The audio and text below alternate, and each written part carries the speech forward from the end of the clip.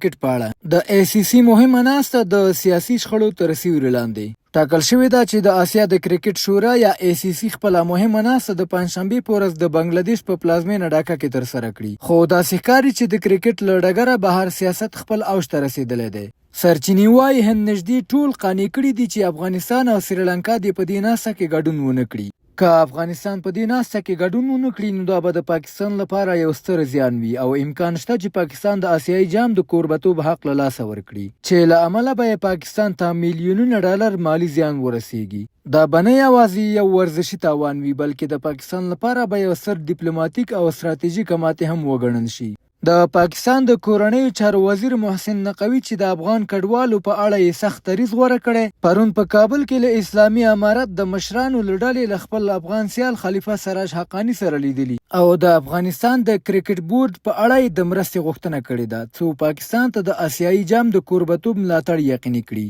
بلخوا هند چې د نړۍ تر ټولو بډای کرکټ بورډ لري د نړیوال کرکټ په چارو کې د خپلې خوښې له هوښیارۍ ډک کنټرول لري. د کرکټ مبصرین وایي د هند دا سیاسي مانورونه کولی شي د سیمې د کرکټي سیاست بڼه بدله کړي او دا پوښتنې راپورته کوي چې د آسیا د کرکټ اداره څومره خپلواکه پریکړې کولی شي.